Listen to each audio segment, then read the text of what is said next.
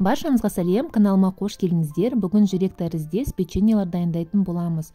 Ол үшін 200 граммдай сары май керек болады, немесе маргарин алуға болады. Майымыз жұмсақ болуы тиіс, үстіне қант ұнтағын салып, жақсылап араластырамыз. Содан соң үстіне бір жұмыртқанымызды салып, тағы да араластыратын боламыз. Ұнымызды 250 грамм ұн аламыз, 2 бөліп жақсылап араластырамыз.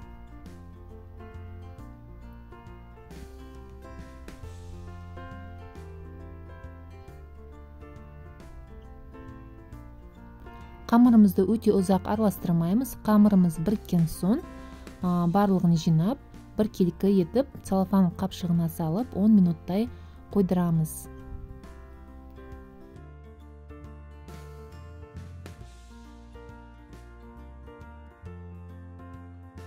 Келесі кезекте печеньеларымызға форманы келтіретін боламыз. Бірінші дөңгелектеп алып, осылай формамызға саламыз.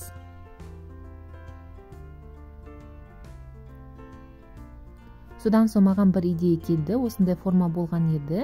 Үстіне қамырды салып, әдемі узорлары болып шықты.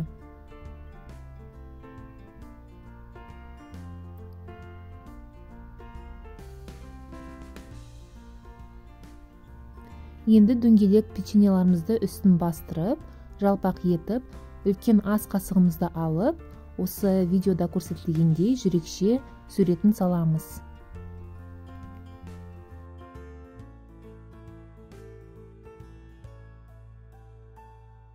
Ал үстіне құлпынай немесе таңқурай, джемі, повидласы болса, үстіне құямыз жүрекшелерге және пешімізге 180 градуста 20 минутқа қоямыз.